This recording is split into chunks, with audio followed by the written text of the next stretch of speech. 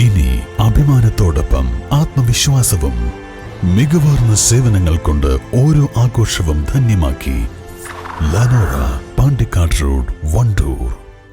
1000 രൂപയുടെ 18 മാസ തവണകളും സ്കീം 2-ൽ 2000 രൂപയുടെ 15 മാസ തവണകളുമാണുള്ളത്. ഓരോ മാസവും നറുക്കെടുപ്പ്. വിജയികൾ തുടർന്ന് പണമടയ്ക്കേണ്ടതില്ല. Anupama gold gallery, golden diamond, Edavanna, Thiruvali, Othayi. കുടിവെള്ളമില്ലാതെ അമരമ്പലം പഞ്ചായത്തിലെ 100ഓളം കുടുംബങ്ങൾ ദുരിതത്തിൽ. മലയോര ഹൈവേയുടെ നിർമ്മാണത്തിന്റെ ഭാഗമായി ജല അതോറിറ്റി പൈപ്പുകൾ മാറ്റി സ്ഥാപിക്കുന്നതാണ് ദുരിതത്തിന് കാരണം. വേനൽ ചൂടിൽ ചുണ്ടു നനയ്ക്കാൻ പോലും വെള്ളം കിട്ടാതെ ആഴ്ചകളായി നൂറുകണക്കിന് കുടുംബങ്ങളാണ് കുടിവെള്ളത്തിന് നെട്ടോട്ടമോടുന്നത്. വേനൽ കടുത്തതോടെ പുഴകളും ജലാശയങ്ങളും വറ്റിവരണ്ടതും കിണറുകളിലെ ജലനിരപ്പ് കുറയാൻ ഇടയാക്കിയിട്ടുണ്ട്. ഇതോടെ അലക്കാനും കുളിക്കാനും പൈപ്പ് വെള്ളത്തെ മാത്രം ആശ്രയിക്കേണ്ട ഗതികേടിലാണ് നാട്ടുകാർ. എന്നാൽ സർക്കാരിന്റെ ഈ ജലവിതരണം കൂടി അവതാളത്തിലായപ്പോൾ ഗുണഭോക്താക്കൾ വെള്ളത്തിന് വേണ്ടി എന്ത് ചെയ്യണമെന്നറിയാത്ത അവസ്ഥയിലാണ്.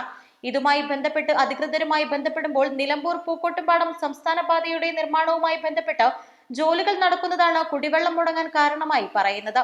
റോഡ് പണിക്കിടെ കണക്ഷൻ പൈപ്പുകൾ പൊട്ടുന്നത്, ശരിയാക്കി പോകുന്നത്, വെള്ളം പമ്പ് ചെയ്യുമ്പോൾ വീണ്ടും പൊട്ടിപ്പോകുന്നതായും ഉടൻ ശരിയാക്കുമെന്നുമാണ് പറയുന്നത്. റോഡ് പണി നടക്കുന്നതിന് മുമ്പ് ജലവിതരണ കുഴലുകൾ സ്ഥാപിക്കാൻ വേണ്ടി 2 ആഴ്ചയോളം ജലവിതരണം മുടങ്ങിയിരുന്നു.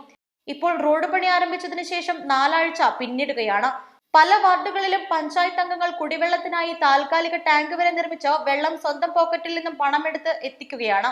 ജലവിതരണ വകുപ്പിന്റെ ഈ നിസ്സംഗത വീട്ടമ്മമാർക്ക് വലിയ പ്രയാസമാണ് ഉണ്ടാക്കുന്നത്.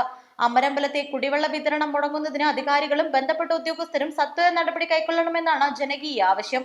നിരവധി തവണ ജനപ്രതിനിധികൾ ഉൾപ്പെടെ നിലമ്പൂരിലെ വാട്ടർ അതോറിറ്റി ഓഫീസിൽ പ്രതിഷേധവുമായി എത്തിയിരുന്നു.